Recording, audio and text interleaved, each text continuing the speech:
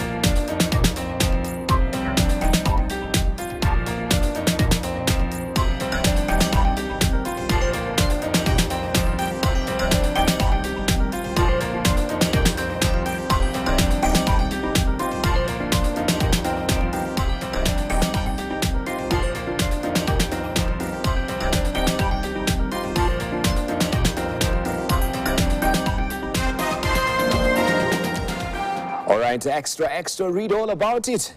We don't have the extra. We have the Standard, the Daily Nation, the Star, the People Daily, the Taifa Leo, Business Daily, and Daily Monitor, Citizen in Uganda, and of course the Times as well, and the East African. And you're waking up to on the front page of the Standard this morning. Widows cry, too many guns in wrong hands. That is what is a splash this morning. Laxity. Widow sues the state for failing to regulate guns, claiming her husband, a nurse, will still be alive if the government tightened gun control rules in the country. The latest victim of a shooting in Monica Kivuti, magistrate at Makadara Law Courts, killed by an angry husband of Rimandi. And you have a story on page 8 and 9 of the Standard today. And just to remind you as well, the courts are not open today until tomorrow, when there shall be the resumption of it, in light of what really happened to Judge Monica Kavuti, killed by an angry OCS. That story, you want to follow it on page 8 and 9 of the Standard today. 550, these are people who have been killed due to misuse of firearms, with 4,000 cases of misuse reported according to a victim's widow. And we have also Mwadio's wife saying fresh vetting of licensed civilians gun holders is conducted, and particularly mental assessment is carried out with view of certifying mental fitness of gun holders to avoid a similar incidents. That story, you can follow it inside the Standard today. Also, Kenyans plan to protest over controversial finance bill. That is a sidebar on the front page of the Standard today. Kenyans have been asked to come out in large numbers to stage a sitting outside Parliament and be on the right side of history. The conveners yesterday demanded that the finance bill be amended. A 16% VAT tax on bread, a 2% motor vehicle circulation tax, and others have been or made it unpopular. And you have a story on page 4. And of course, news coming to hand is that this motor vehicle circulation tax as well, and the VAT on bread, that has been, of course, put aside by the Finance Bill Committee, or the Finance Committee, I should say, who were gone for a retreat in Naivasha. So that also is a relief for Wananchi. We'll give you the details of this also much later in the course of the program. Why Gachagua is a man on a warpath. The Deputy President's cabinet colleagues are angered by his push for resource allocation based on one man, one vote, 1 shilling, and openly told him off. But that has not stopped Gachagua's crusade. Calling himself a villager, he has not only skipped President Ruto's functions, but also claims the president's allies now think they can order him around. You have a story on page 7 of the publication today. Let's look at the teaser on top here. Kenya Kwanza's cracks push Ruto to seek new allies. You have a story on page 6. And also Win Ethiopia. That is Win. Ethiopia clears way for Kenyan's banks. That story is tucked away in the Financial Standard. Get all the wiser. As far as finances is concerned, state funds hold billions amid cash crunch. All that also is tucked away inside the publication today. Tough school games rivalry rekindled. On page 38 of the Standard is where you can grab that particular story. And coast leaders now, they are vowing to boycott State House Mogoka meeting. That is on page 6.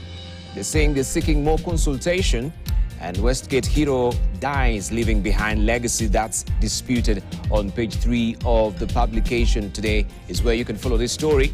The Daily Nation is up next. All eyes on MPs over new taxes. That is the splash legislation. Kenya Kwanza and Azmio have called parliamentary group, that is a PG meeting today, to rally their troops. That is what the flagger is reading on top here. And D-Day, after the National Assembly's Finance and National Planning Committee last evening heeded Kenya's calls and recommended the removal of some punitive tax proposals from the Finance Bill 2024. The focus will be on the House today, as the bill is tabled for a second reading. But even as the team presents its report, MPs will still have to vote for the changes to take effect. Will they listen to the people? That is the abiding question. And you have a story on page 4 and 5 and 6 of the publication today. The recommendations also are listed here. Bread. The committee maintained bread on the list of zero-rated commodities. Motor vehicle tax. House team has recommended that the proposed tax be deleted. Also, eco-levy. MPs want the levy to be applied only on imports. Excess duty on crude, edible and refined oils. MPs want duty reduced to 5% from 25%. And we have VAT on financial transactions. Team struck out the proposal. You can follow the story inside the publication. And lastly, import declaration fee to be retained at current rate of 2.5%. That is the story that you want to follow on page 4 and 5 and 6 of the publication today. Defiant Coast Governor says no to Ruto on Mogoka ban. And you have the faces splashed here, some of the governors who are protesting this particular, of course, turbulence. You have the story on page 17 of the publication today. And man wins battle to remove name from birth certificate. A man has been granted his wish to have his name struck out of a child's birth certificate after 2 DNA tests confirmed that he was not the biological father. And you can do it Or you can follow the story on page 3.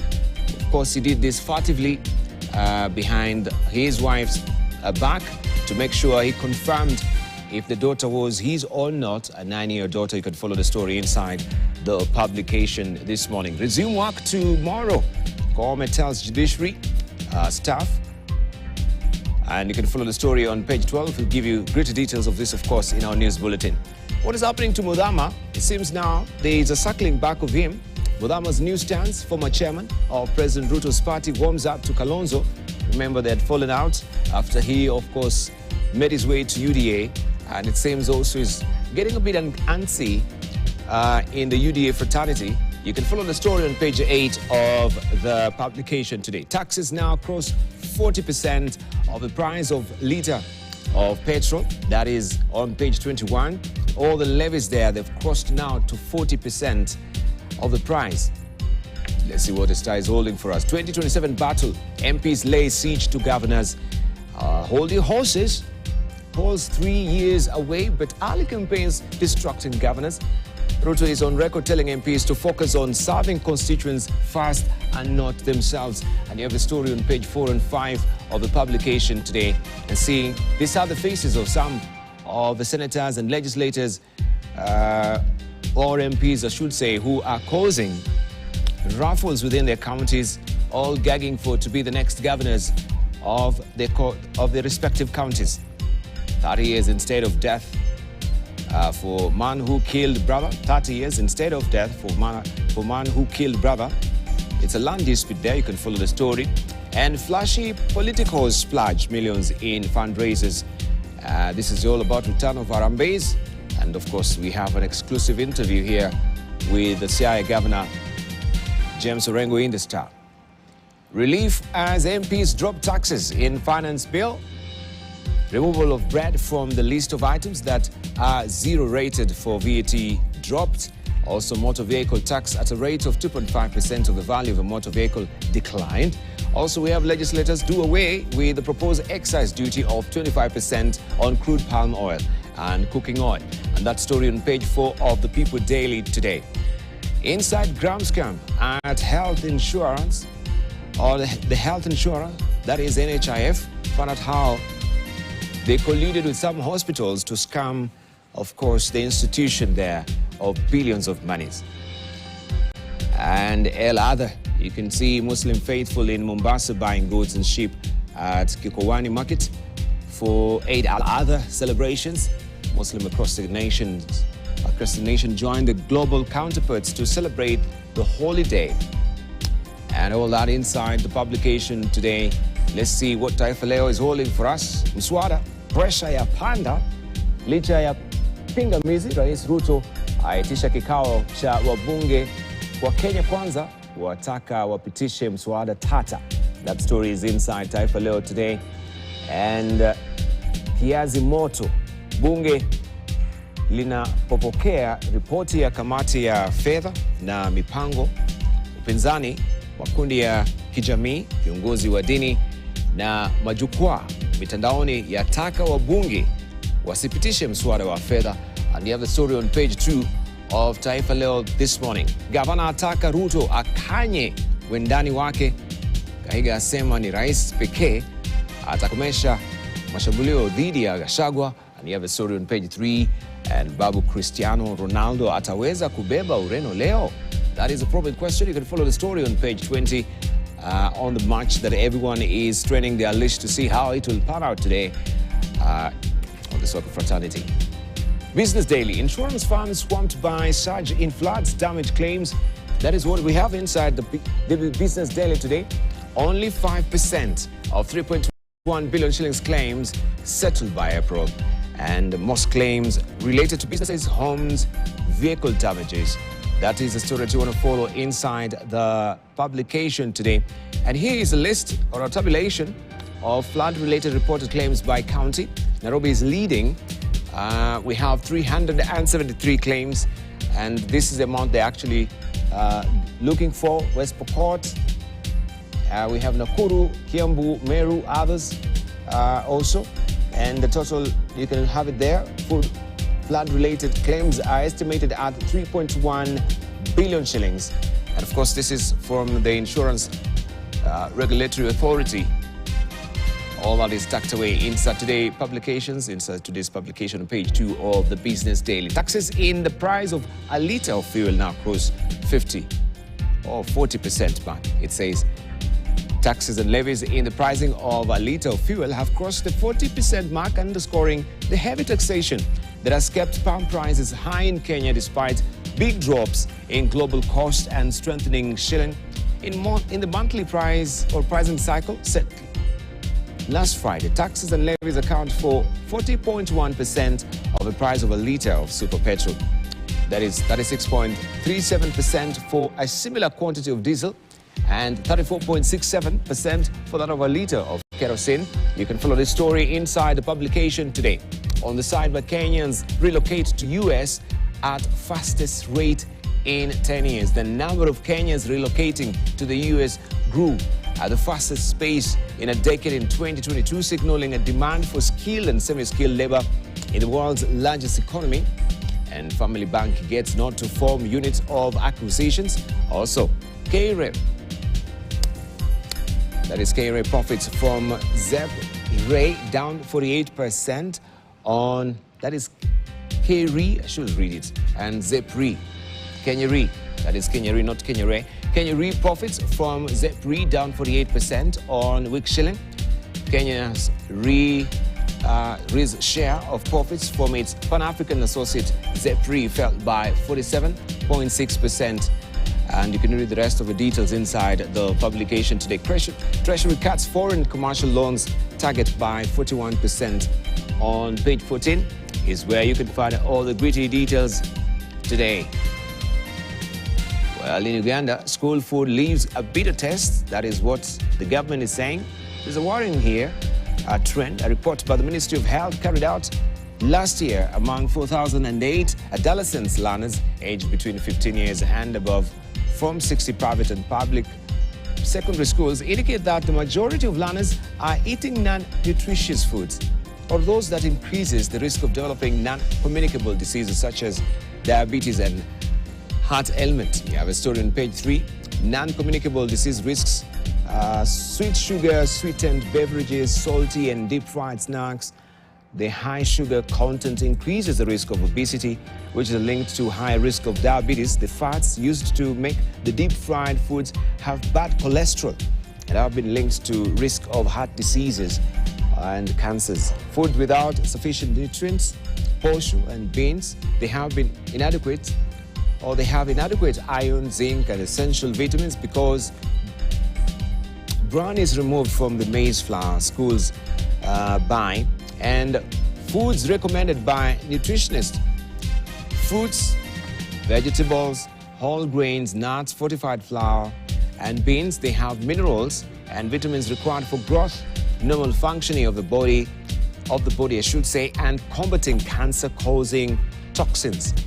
And of course also, that should be like a template for us as well, with the food that we are given to our children in schools right now, that we have the resumptions of it after there was a hue and cry after the government had not allocated any monies for that. You can read all this inside the Daily Monitor. If you're waking up in Uganda, and Mark students arrested trafficking monkeys and snakes to Congo. It's a Makerere student who has been arrested trafficking monkeys and snakes to Congo. And you can read the story on the Newsbeat page 8 of the publication today. And let's see what the teaser has for us on top here. FDC funding new budget will squeeze Ugandans. That is the story you can follow on page 5 of the publication this morning. What expiry of US-Saudi petrol dollar pact means. All importers are of the view that an end to the petrodollar agreement could potentially result in a decrease in demand for food or for US dollars globally and subsequent reduction in fuel prices. That story is inside the publication today. And private sector should have a bigger role in energy development. That's one of the diplomats who's alluding to that. And elections, peaceful coexistence dominate in messages. And you can follow the story on page 3 of the publication today. In Rwanda, democracy is built over time, not decreed These are sentiments of President Kagame, and he can be seen here speaking to journalists during an interview of the national broadcaster RBA aired on Monday. While commenting on what he aspires to do if re-elected to the office, Kagame insisted that people who want to move fast and far or reach far will always challenge themselves to do more. And you have a story on page 3 of the publication today. Nyagatare, 10 grey cranes poisoned, suspect apprehended. You can follow the story on page 2. And Cuban medics set to enhance Rwanda's healthcare. That is the story on page 5. After we chased them away here, now it seems they have found a new home in Rwanda. The East African this week, high taxes and debt threaten East Africa growth. Remember, the budget estimates were read the same day. Finance ministers have presented expanded expenditure plans for 2024-2025, outlining physical measures that will cause more pain to households and struggling businesses. And the story is well fleshed out for you on page 4 and 5 of the publication this week. Professor Juguna Ndungu, that is the Cabinet Secretary of National Treasury and Economic Planning of Kenya. We have Matia Kasaija, Minister of Finance from Uganda. And the budget is 31 billion shillings dollars. This is for Kenya. $19.2 billion for Uganda. And in Tanzania, we have Dr. Mwigulu Nchemba, Minister of Finance and Planning, $18.9 billion. And we have Dr. Oziel Ndagijamana, the former Minister of Finance and Economic Planning, that is Rwanda. And this is their budget, $4.43 billion. Also, Northern Cordon Transporters mild shift to Dar. Mandela's party ANC is in uncharted waters with the DA. And we know the latest development of Cyril Ramaphosa that has been re-elected. And Uganda rebels mess up bid to route M23 in DRC. All right, those are your publications today. Excuse me, but I can show you what we have on the China Daily as well before I go. Sorry for that. Visa-free policy spurs exchanges. This is what is on the front page of the global edition of the China Daily today. China committed to making it easier for expatriates to live, work in the country. And Beijing vows to work with Canberra to advance ties. And Fast and Fabulous, US double standards undermine its moral integrity. This is an opinion there by David Cotem on World Watch. All right, that's what we have. I'll show you what we do have on The Economist, the Newsweek, of course, also The Week, both UK and US publication, and other dailies as well, and also the editorial cartoons. But time to unveil our panelists who are already here. Today we have Dr. James Chikal, who is a member of Parliament for Seme. Also we're joined by Okongo Mogeni, who is a senator of Nyamira. We'll be joined by Dan Manzo, who is a senator of Makueni. And it will be the three of us, as I've mentioned. We have a parliamentary group meeting at State House, beginning at 7 in 30 minutes' time. And of course, all the Jubilee or the UDA or the Kenya Kwanza, ANC, all the fraternity under the umbrella of Kenya Kwanza are having this meeting. So we're bound to be, of course, flying with the three this morning. Of course, you know the drill. You can join to drive the show with me. Hit us on X at KTN News is our X handle, and at Dibalane as well is my X handle. You can share your contribution, fire your questions as well. We shall share them as the program unfolds. But let's hear their voices. Dr. Nyikal, good to see you. Morning. How was your El Adha? Fine. I was in Seme. You in Seme? Yes, okay. Over the weekend. Attended 1 or 2 funerals and some functions. Okay. And back, just feeling the mood of the people. What's the mood down on the ground? The main thing is finance bill. That's bill. what everybody is talking about. And their view is that it should be dropped. It should be dropped. We should say no to it. So yeah. that's the big thing that is everywhere now. So you can declare your vote this morning? Yes, it hasn't come to vote yet, but from what my people want. No, you know where you'll vote. You don't have even to be in the debate. Yes. So what's your vote today? My vote is no, as we are sitting here. As you're sitting? Yes. Okay. We'll be craning our neck to see how that will pan out as well. Thank you for joining us. Congo Mogani, straight from Nyamira as well? Yeah, I've just come from this weekend. I think it was not just Nyamira, but partly Nyamira, partly Kisii, partly in the county of Kisumu. And I think the chorus from the people is the same all over. The main issue of discussions or everywhere you go is about this finance bill. I was in Kisumu attending the funeral of the mother of the senator for Kisumu, Professor Uganda. And I think we had the head of, is it the head of public service? Hopes? That is Humolo. No. In the county? What is the position of Kosgei? Yeah, he's there. He's the head of public service, yes. The other one is internal security. He was in attendance. The PS internal security. Yeah, that's Humolo. Raymond Omolo was in attendance. Owalo was in attendance. And a number of MPs. And I saw Honorable Ochanda, I think that's the MP for Bondo, trying to drum support for the finance bill. And unanimously, the people told him, no. You know, he tried to explain that the government needs to raise taxes, to fund road projects, to do development in Luo Nyanza, but they told him, we have had development without any increase in tax the way you want to do it. So I think this is a big test that is facing the House of National Assembly in Parliament, where Kenyans are going to watch whether National Assembly will act by being on the side of the people, or they are going to be against the people, because that's the vote. You are either with the people or you are against the people. So we hope that when the debate begins, maybe today or tomorrow, depending on how the speaker directs, our members of parliament will reflect the spirit of the 2010 constitution, which is that members of National Assembly will have the last say when the government makes any tax proposal. You know, under Article 209, the government cannot levy any taxes unless they have gotten the approval of Parliament through passage of the finance bill. So really, the ball is right in the court of members of National Assembly.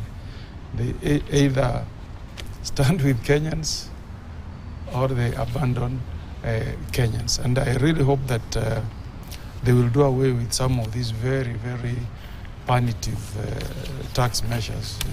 You know, developed economies like the US, they don't have this thing you call VAT, not just on essential food commodities, but on most, in fact not most, in all commodities. There's no VAT in the US. So when you come to an economy like Kenya, where you have a majority of the citizens still surviving on less than $2 a day, and these poor Kenyans, the only thing they can afford to put a smile, and this one I'm emphasizing, to put a smile on the faces of their children, is to come back home with a loaf of bread.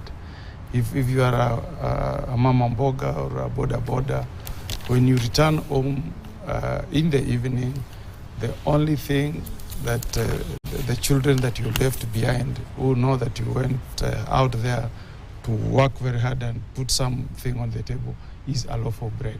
So it is ill-advised for the UDA administration to propose to tax bread. In fact, it's unimaginable that can come from an administration that rode to power on the chorus of being a government that will take into account the interests of the common man. Well, it will appear that, of course, the Finance Committee has actually buckle under the pressure from wananchi regarding the VTU and bread, 16%. So I think we can put our smiles on our faces and be able now to serve bread here. You know me, I'm still worried. You're still worried because it's not good. We have been with you here. Yeah. I had very, very fantastic discussions. But there is one problem. When you hear people are being called to State House, today, what's going to happen there? To whip them. Yeah. Most likely they will be told, stop that nonsense, trash that report, go back and pass things as is. As is. Yeah, so I want to urge Kenyans to remain alert. I remember when we had the Senate and Honorable Sigay as well, right? Yeah. Was it with the Parliamentary Service Commission, the report, or what was it? There was a debate. IBC. It was an IBC. Yeah, and the report was already there. The report was will tell you, a fantastic report. They had made proposals to amend, the panel to delete Public Service Commission. Okay? Yes. And when it was tabled, we all applauded. Sigay had said, "You are the man." Now we have a chairman who is independent, who can listen to the views of Kenyans. And the moment he tabled the report, he received a call. And in the afternoon, he disappeared from the house. And we all said, really, I mean, we said like, Sigay is one of the most reasonable and progressive senators. He will tell you. But when you get interference from external forces, people stop reasoning. Not only that. They should jump the calls. The worst was when we actually having social health insurance, that actually the committee went and made amendments, and we were happy with the amendments. But in the morning when we went and looked at the amendments themselves had been changed.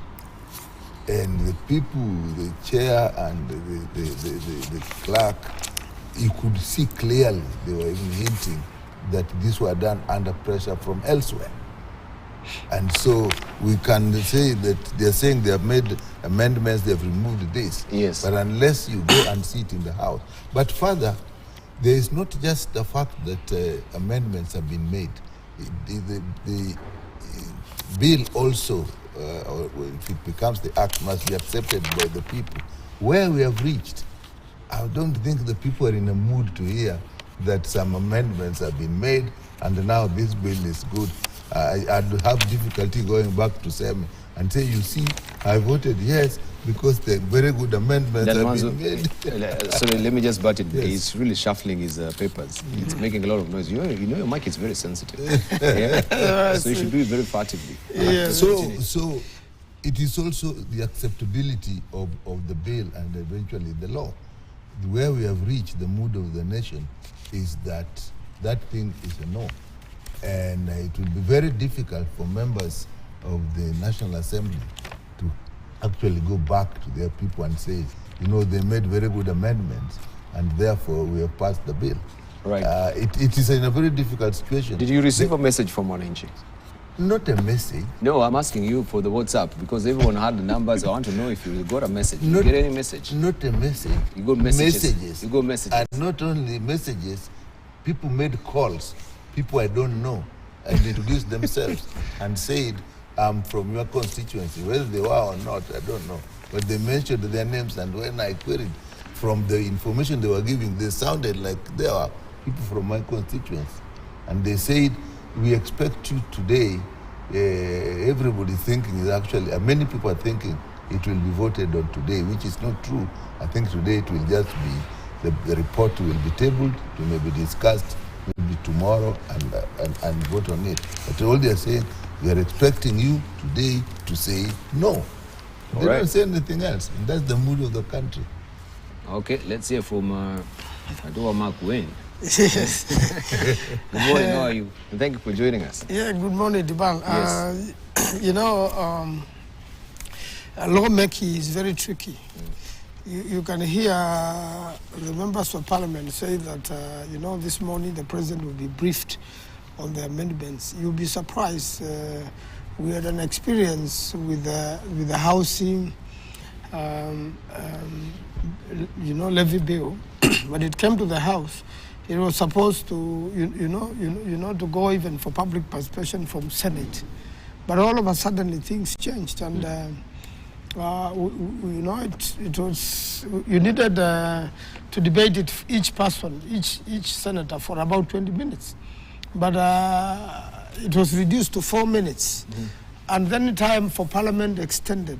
And by 10 o'clock, it had already been, you know, covered. It had already been passed. And very early in the morning, it had been signed into law. So when you hear people say we are going for briefing, it's a report being tabled. The report will be tabled. Then it's very easy also to have the bill. And at the same time, the House decides it has no other business other than this for the whole of today up to midnight. And tomorrow you have this law passed. So I think Kenyans should keep vigil. You know, just like in Chinua Achembe's wisdom, when things fall apart. Now that they have learned to shoot without missing, the eagle must learn to fly without patching. So Kenyans should not patch. Because this is a government which has now learned to shoot without missing. So the best thing is for the people to be vigilant and to continue lobbying their members of parliament. You know, if records have it that KRA is collecting less money than when the taxes were lower. Because you see, when you have a tax, you kill small businesses, you kill enterprises. Nowadays, there are hardly vehicles in town. There is hardly traffic. Because people have decided we are going to carpool, we're going to use bus, we're going to use the train. And they've also decided that we work at home.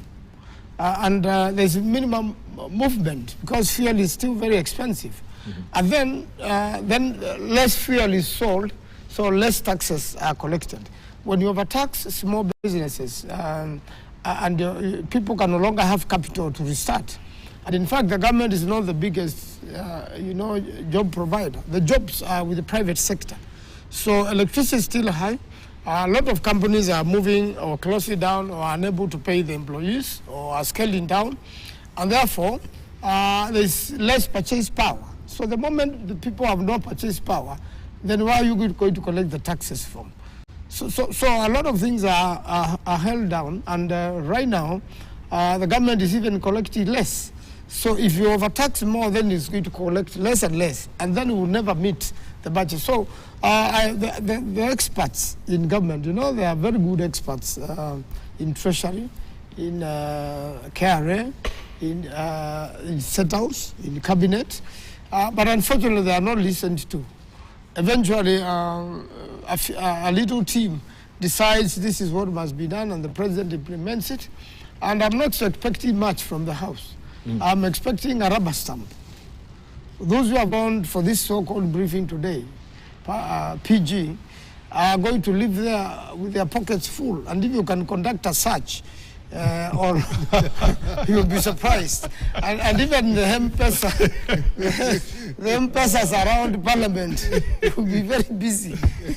You know, the M-Pesa businesses around town will be very busy. These are people who have been bought not to serve the people. And in fact, Dibal, this is the time, you know, different individuals, competitors of members of Parliament should go and launch the recalling signatures. You know, opponents should sponsor lodging of recalling signatures, because now you have an opportunity to recall an MP between now and the next few months, because after 2.5 years you can no longer recall an MP. So MPs should be recalled. If a member of Parliament is not serving the people have the power to recall that member of Parliament. You know, Article 1 of the Constitution is very good. The power belongs to the people, and they donate a little to their representatives. And therefore, if we have donated to you and you are not doing what we send you to do, the people are the boss, then you can recall. Thank you. You can recall an MP and you can impeach a president. It's not beyond reach. The power is with the people. The power is the member of Parliament.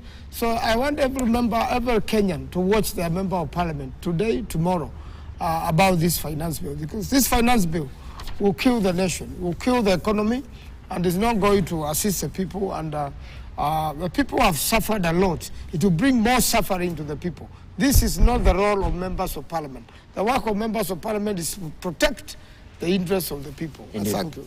All right. And of course, we shall drill deeper into this much later in the course of the program. But let's just also highlight some of the news that we have for you this morning, where Chief Justice Martha Koome has barred judges and other judiciary staff from conducting court sessions in makeshift courtrooms on security and safety grounds. According to her directive to the judicial officers, court sittings will now be conducted in permanent court buildings or be held virtually. This comes after judiciary staff nationwide expressed concerns regarding the security of judges, magistrates and other court officers. And as Innocent Ogaro reports, the judges and magistrates have been ordered to resume court sessions on Wednesday.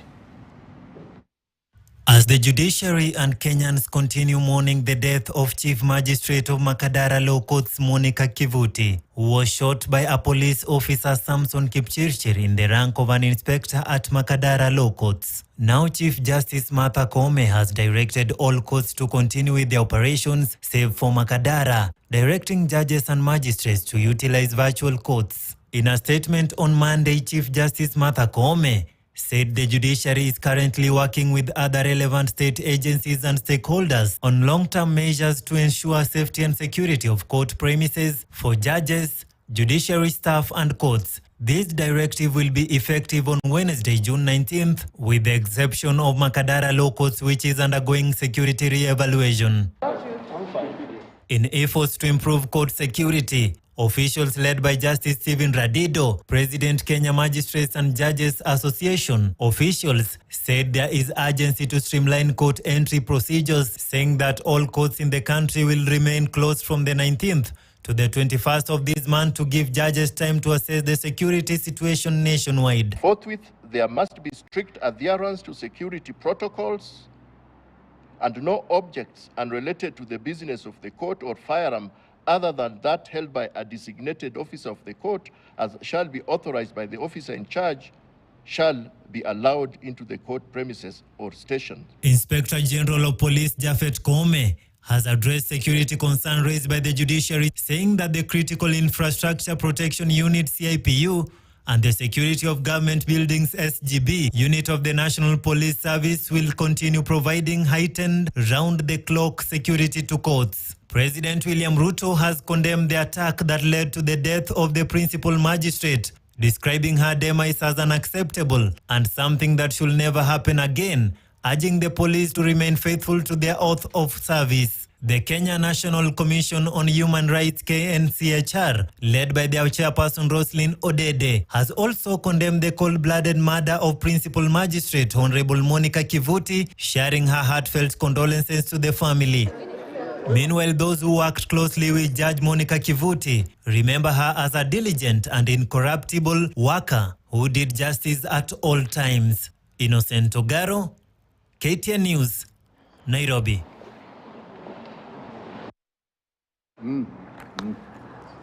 President William Ruto has jetted back into the country from Switzerland and took the earliest opportunity to condemn the attack that led to the death of Principal Magistrate of the Makadara Courts, Monica Kivuti. As though heeding to the cry of Kenyans, the president landed at the Jomo Kenyatta International Airport aboard a Kenya Airways plane, while in Switzerland, President Ruto advocated for a reformed, a more representative, democratic and effective United Nations assistance to better address global peace and security challenges. Grace Nganga has more. After an uproar over how much President William Ruto spends on his foreign travels and the recent spat on how he had spent on chartering a private jet for his state visit to the United States, seems the presidency has decided to embrace the national carrier, the pride of Africa, Kenya Airways. Jetting back to the country early Monday following his participation in the G7 and the Ukraine Peace Summit in Italy and Switzerland, the head of state landed at the Jomo Kenyatta International Airport aboard Kenya Airways, striking a pose with the crew of the airline. However, KTN News understands that The president earlier traveled to Italy and later Switzerland using unidentified means before boarding KQ and returning to Kenya. Kenyans had, during his trip to the US, questioned why the president did not use the national carrier for the trip, but Ruto alleged that Kenya Airways was more expensive, clarifying the figures placed at over 200 million shillings by critics as false, and that the government only paid 10 million shillings while the other costs were covered by his friends. Some friends told me, how much do you want to pay? I said, I'm not ready to pay more than 20 million. They said, bring 10 million, we will give you the plane. His deputy, Rigathi Gachagua, boarded commercial Kenya Airways flight to Mombasa to open the International Scientific Conference of Society of Kenya last week, eliciting mixed reactions from both Azimio and Kenya Kwanza coalition. If you want to politic, that is fine. If you want to go and talk in a church, in a public burial place, that is fine.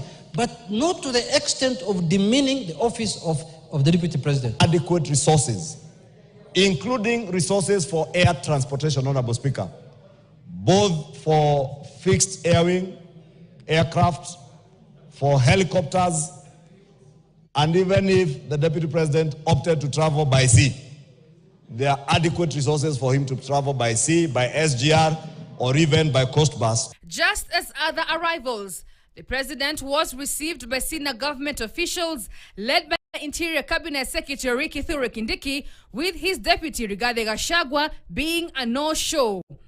During his trip, Ruto joined world leaders in condemning Russian invasion of Ukraine, terming it an act against international law.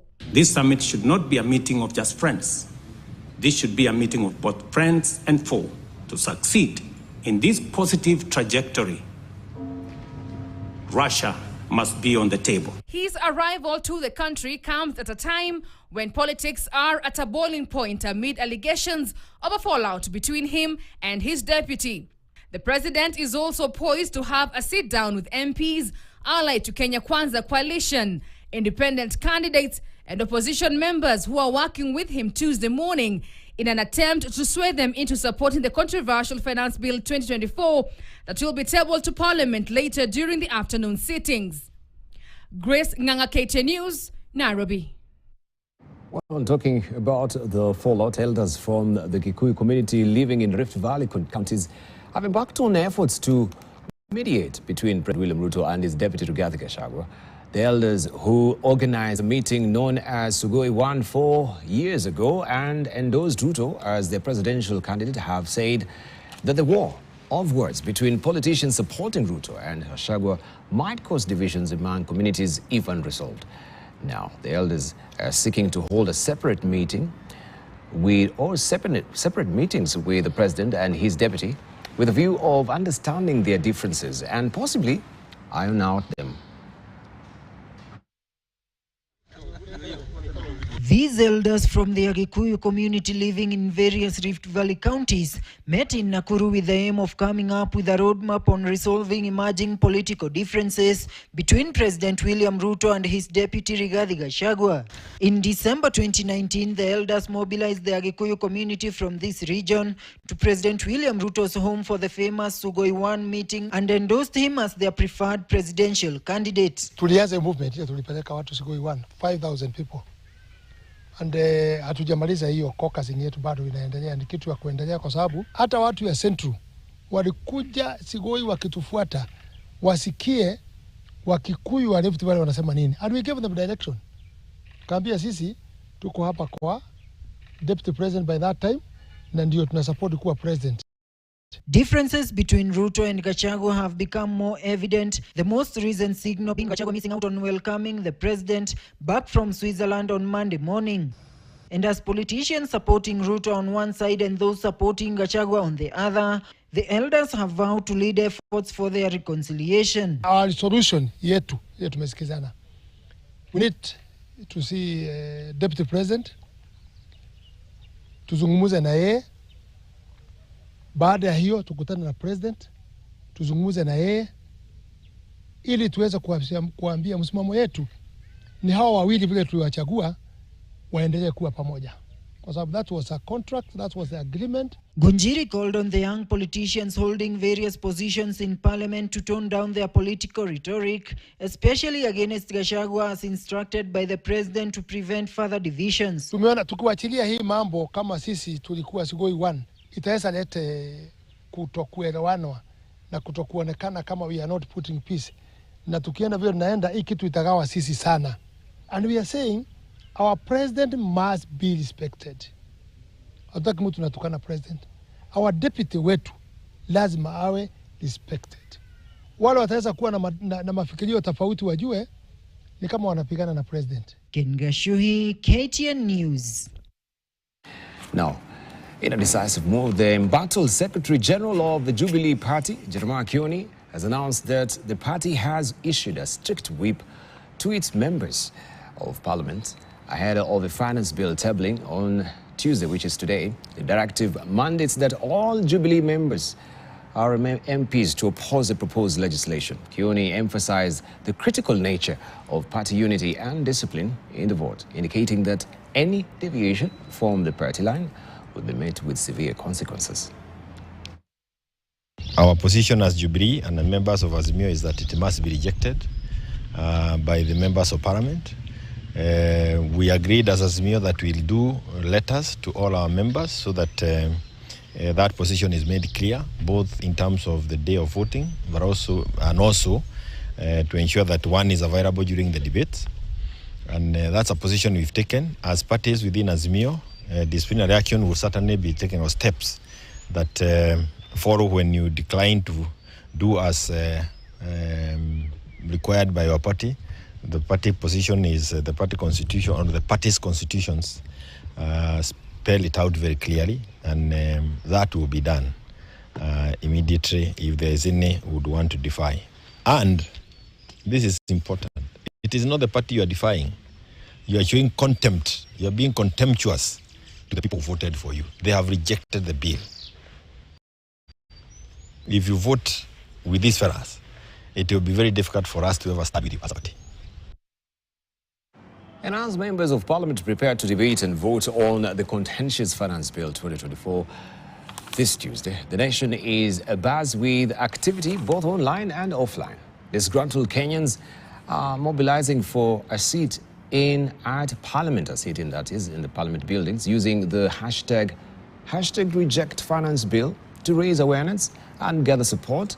This public outcry aims to oppose the proposed new taxes outlined in the bill. Speaking at St. Monica Catholic Church in Jiru Ward, Kasarani constituency, Westlands MP Tim Wanyonyi firmly stated his opposition to the Finance Bill 2024. Wanyonyi assured the congregation of his commitment to stand against any tax measures.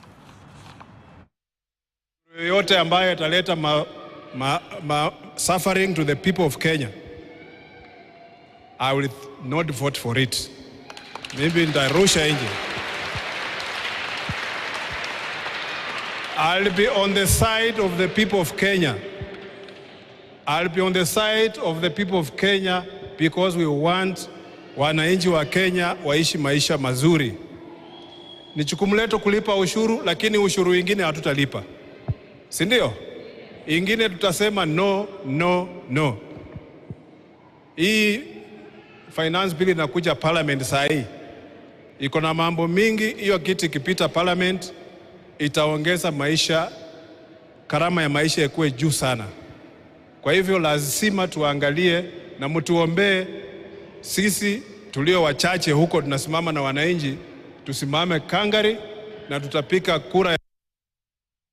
All right, he's in opposition to, of course, oppose any tax measures that will further subject Kenyans to more hardship. We take a short break right now. You're watching Siasa Fiesta here on Morning Prime. When we cycle back, we continue with the debate as well here on the big day of the Finance Bill. Today and tomorrow will be heavily debated in the House. And right now, as it's ticking up to 7 o'clock, we do have the members of Parliament, that is from Kenya Kwanza, who are meeting a State House to, of course, have a crucial meeting in regard to the Finance Bill and other housekeeping matters as well. We'll take a short break. You're watching, of course, Morning Prime here on KTN News.